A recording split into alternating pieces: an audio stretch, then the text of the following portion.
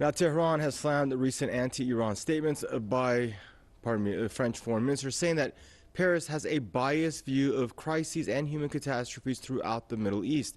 Iran's Foreign Ministry spokesman says that France's biased approach to regional issues activates latent crises in the region. Bahram Qassemi says promoting regional peace and stability requires realistic and responsible statements and actions by countries outside the region. He says repeating false allegations of Saudi officials will not contribute to the resolution of regional crises.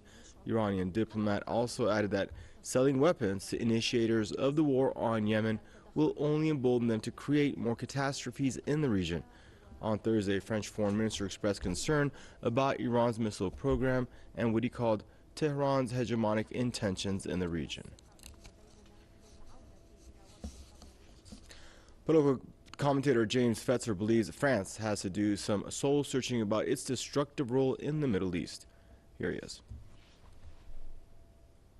The French minister would have more credibility if he were to be critical of the United States, Saudi Arabia, and Israel for their support for ISIS. We know not only has Israel given medical support to injured ISIS members, but that many of the leaders of ISIS turn out to be agents of the Mossad. France, having championed the attack on Libya, which slaughtered the people of perhaps the most humane society on earth, ought to look inward and do some soul searching about their role in the Middle East, which has been as a major contributor to violence, death, and destruction in the region itself. Riyadh historically has been one of the most tyrannical and suppressive of women's rights and of human rights of any nation in the world. It's a terrible example that any nation should be showing any deference to Saudi Arabia whatsoever. It may be that the palace coup that has been taking place may potentially have benefits for the Saudi people.